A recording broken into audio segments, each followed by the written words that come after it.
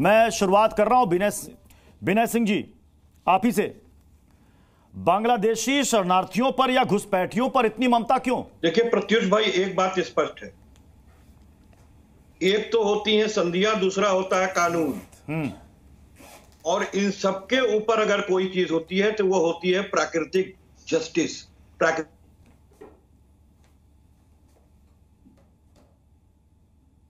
जी, लगता है कपिल जी तक आवाज नहीं पहुंच पा रही है, कुछ टेक्निकल एरर है, उसको जल्द हम दुरुस्त करेंगे। मैं शिवम त्यागी आपके पास आ रहा हूं। भाई, ममता दीदी कह रही हैं कि अगर कोई असहाय आएगा तो हम उन्हें यहां पर शरण देंगे। उन्होंने यूएन कन्वेंशन का जिक्र किया। सबसे पहले तो मैं एक चीज कहना चाहता हूं प्रत्युष जी, कोई असहाय यानी कि बांग्लादेशी अगर आएगा तो हम उसको शरण देंगे, ये कहती हैं ममता बनर्जी। कहां से आएगा? तारों के नीचे से, बॉर्डर पार करके, इलीगल, गलत तरीके से ममता बनर्जी के पास पहुंचेगा तो ममता बनर्जी उसको शरण देंगी। कैसे देंगी? ममता बनर्जी इस देश की प्रधानमंत्री हैं। बंगाल कोई अलग राज्य है, बंगाल कोई अलग देश है, बंगाल की प्रधानमंत्री ममता बनर्जी हैं। ममता बनर्जी को यह अधिकार किसने दे दिया और कब बन गई वो प्रधानमंत्री? राज्य से बाहर निकल नहीं पाई, 4 कुर्सी दिल्ली में भर नहीं पाती हैं वो, और उनको लगता है कि नागरिकता देने का उनका अधिकार है। कैसे दे देंगी भाई वो नागरिकता? वो केंद्र का अधिकार है, दे ही नहीं सकते। और दूसरी एक और चीज, ये वही ममता बनर्जी है ना कि जब सीए को लेकर हम आए थे और हम कहते थे कि भाई जो 5 परसिक्यूटेड माइनॉरिटीज हैं, जो माइनॉरिटीज है, 5 माइनॉरिटीज हैं, जो हिंदू हैं, सिख हैं, जैन हैं, बौद्ध हैं, पारसी हैं, उनके साथ जो अत्याचार हो रहा है हमारे पास के देशों में, उनको हम यहां लाना चाहते हैं। उन पर तो बड़ा चीख चिल्ली कर रहे थे, कहते थे बिल्कुल नहीं आने देंगे हम उनको। आप क्यों ला रहे हो? धर्म के आधार पर क्यों ला रहे हो? नहीं लाना चाहिए। मतलब अगर कोई हिंदू पाकिस्तान में पिट रहा है, जैन पाकिस्तान में पिट रहा है, बौद्ध पाकिस्तान में पिट रहा है, सिख पाकिस्तान में उनके साथ अत्याचार हो रहा है, महिलाओं बेटियों को उनको उठाया जा रहा है, अगर उनको केंद्र सरकार लेकर आती है तो ये कहते हैं कि मत लाओ, और ये कहते हैं कि बांग्लादेशियों को हम लेकर आएंगे। ममता बनर्जी पहली बात ला नहीं सकती। और जहां तक बात यूएन कन्वेंशन की जिसकी वो बात कर रही है, उसको आप ऑलरेडी बता चुके हैं ना, उस पर हिंदुस्तान के साइन है और हम उसके लिए बाध्य भी नहीं है। विषय बहुत साफ है। ठीक है, ये इस तरीके से तुष्टीकरण की राजनीति चाहता हूं। जिस तरीके से हंगामा करना चाहते हैं वो होने नहीं देंगे। बांग्लादेशी घुसपैठियों पर इतनी ममता क्यों बरस रही है?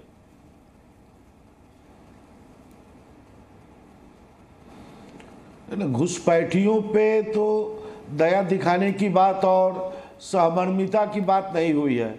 अच्छा। उन्होंने कहा है कि शरणार्थियों के लिए अगर कोई सिंपैथी दिखाना हो तो ममता बनर्जी शरणार्थियों के लिए सिंपैथी दिखाएंगी।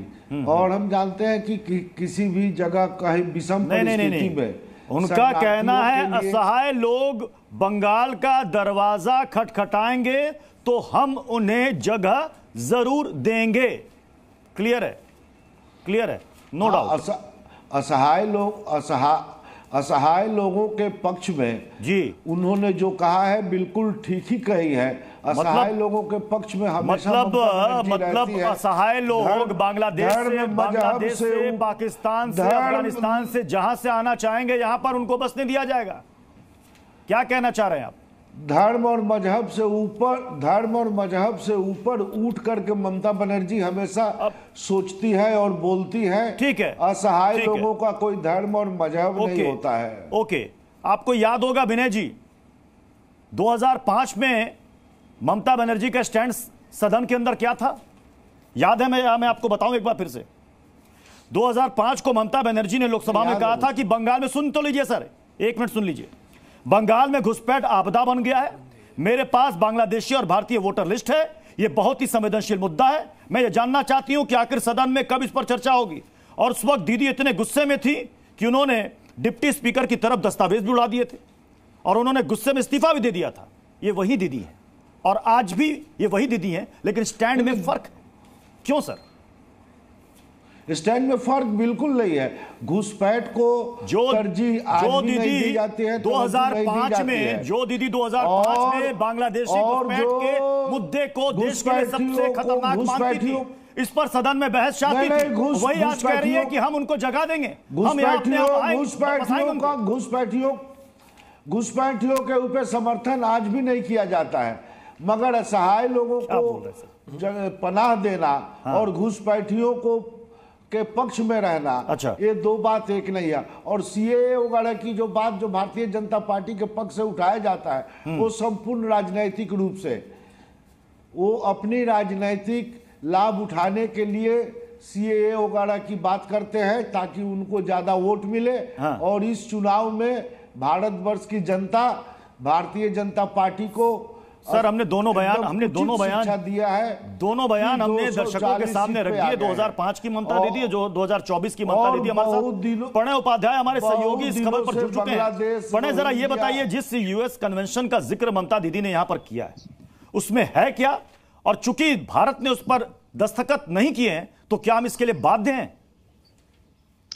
बिल्कुल प्रत्युष, पहले तो मैं विनय जी को भी सुन रहा था और जितने तमाम जो मेहमान हैं, ये जो तर्क रखे जा रहे हैं इसके अंदर राजनीति ज्यादा है, व्यावहारिकता कम है। सबसे पहले इसका व्यावहारिकता पहलू समझना जरूरी है। बांग्लादेश के साथ जो भारत की सीमा है वो एक सीमा समझौते के बाद इंटरनेशनल बॉर्डर बन चुकी है, फेंस्ड बॉर्डर है। यानी अब कोई भी व्यक्ति अगर बांग्लादेश से आना चाहता है तो उसे इंटीग्रेटेड चेक पॉइंट से आना पड़ेगा, और जिसके लिए बीएसएफ दरवाजा खोलेगा, वहां से बीजीबी यानी जो Bangladesh border guarding board force है वो उसे आने देगा, तभी वो आ सकता है। ऐसे में ममता दीदी पता नहीं किसे बुलाने की बात कर रही हैं। यूएन कन्वेंशन और यूएन रेजोल्यूशन दो अलग अलग चीजें होती हैं।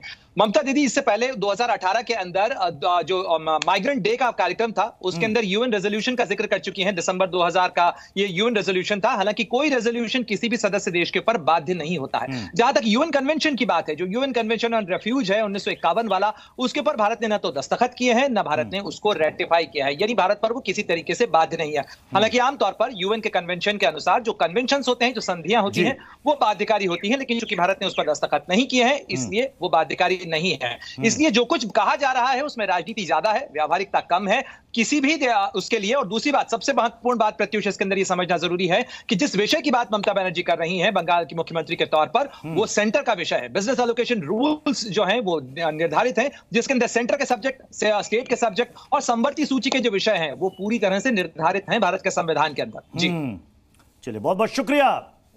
प्रणय ने बिल्कुल तस्वीर यहां पर साफ कर दी, क्रिस्टल क्लियर समझा दिया यूएस कन्वेंशन रिजोल्यूशन क्या है और जिसे लेकर राजनीति की जा रही है। विवेक श्रीवास्तव कुछ कहना चाह रहे हैं। विवेक जी, क्या बांग्लादेशियों को सीधे परमिट दे देना चाहिए कि आ जाइए साहब, वेलकम है आपका? पहले तो ये जो संघ और भाजपा ने एक नैरेटिव फैला रखा है, साहब बांग्लादेशी आ गए, रोहिंग्या आ गए, क्राइम फैल गया, मैं इससे हटकर क्या थोड़ी बात करनी चाहिए। मैं बात करना चाहूंगा कनाडा की, कुछ सेलेक्टिव देश, यूरोप की, यूनाइटेड स्टेट्स ऑफ अमेरिका की, जिन्होंने पिछले 70 साल 100 साल में इमिग्रेंट्स को आने दिया और इस क्राइटेरिया के ऊपर कि वो अपने देश में पीड़ित हैं। मैं पहले तो ये बोलना चाहूंगा। तो ये एक ट्रेंड होता था कि इमिग्रेशन के लिए आप कनाडा में या अमेरिका में, यूरोप में अप्लाई करते। बहुत से लोग इंडिया के अंदर भी है अफगान रिफ्यूजीज, हमारे यहाँ पे पैलेस्टीनियन रिफ्यूजीज हैं, आज से नहीं है, मिसेस गांधी के टाइम से हैं, क्योंकि भारत एक देश था तो हमने कई जगहों पर अपनी पावर को दिखाया। एंड इट इज जो एक स्ट्रॉन्ग नेशन होता है, भारत एक देश था, अपनी प्रेजेंस दिखाता है। भारत एक देश था। मिसेस गांधी के बारे में मैंने पैलेस्टीन की बात कही, भारत एक देश था।